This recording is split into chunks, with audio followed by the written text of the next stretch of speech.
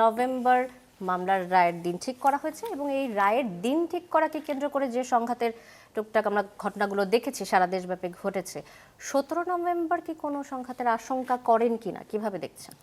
না, সেটা তো 13 তারিখে এক ধরনের আমরা তো উদ্বেগ উৎকণ্ঠায় ছিলাম এবং সারা দেশে তো যে পরিস্থিতি তৈরি হচ্ছে এটা তো স্বাভাবিক বলা যাবে না। তার আগে গাজী তামিম যে বললেন যে উনি তো রাষ্ট্রপক্ষের আইনজীবী হিসেবে তার আর্গুমেন্ট বা তার যুক্তি তুলে ধরেছেন, কিন্তু বিবাদী পক্ষের যে আইনজীবী তিনি কিন্তু বলেছেন যে আমি মনে করি, আমার বিশ্বাস, আমি মনে করি যে রাষ্ট্রপক্ষ যথেষ্ট তথ্য প্রমাণ হাজির করতে পারেনি, আমার আসামি খালাস পাবে। সুতরাং এখনও কিন্তু আদালতের এখতিয়ারের বিষয়। কিন্তু গাজী তামিম এমনভাবে বললেন যে এটি রায় হয়ে গেছে, কিন্তু রায়টা কিন্তু হয়নি।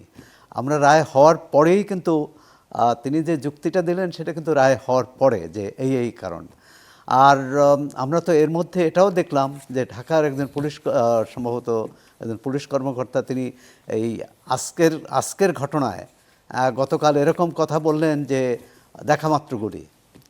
হ্যাঁ, এখন দেখামাত্র গুলি, এটা দিয়ে কি তাকে এই অপরাধেই করা যাবে যে এই কথা বলার অর্থ হচ্ছে তার মৃত্যুদণ্ড হবে? তা আমি জানি না, যেটা আইনি বিষয়ে গাজী তামিম এবং তার টিম ভালো বলতে পারবেন। তবে আদালত এমন যে আমাদের একটাই কথা যে ন্যায় বিচার পায়। যারা অপরাধ করেছে অবশ্যই তাদের বিচার হতে হবে। আওয়ামী লীগ আমলে যুদ্ধাপরাধের দায়ে যারা অভিযুক্ত ছিলেন, যাদের বিচার হয়েছে, মৃত্যুদণ্ড হয়েছে, সেটা নিয়ে কিন্তু আজকে কথা উঠছে, সেটা নিয়ে প্রশ্ন উঠছে, সেটা চ্যালেঞ্জও করেছে অনেকে। একজন মৃত্যুদণ্ডপ্রাপ্ত তিনি কিন্তু এই সরকারের আমলে তিনি খালাস পেয়েছেন। সুতরাং এমন বিচার না হোক যে ভবিষ্যতে সরকার বদল হলে সেটা নিয়ে আবার প্রশ্ন উঠবে, সেটা আবার চ্যালেঞ্জ হবে এবং সেটা বাতিল হবে। আমরা ন্যায় বিচার চাই, অপরাধী যিনিই করুন তিনি শাস্তি পান, এটাই হচ্ছে আইনের শাসনের পূর্বশর্ত।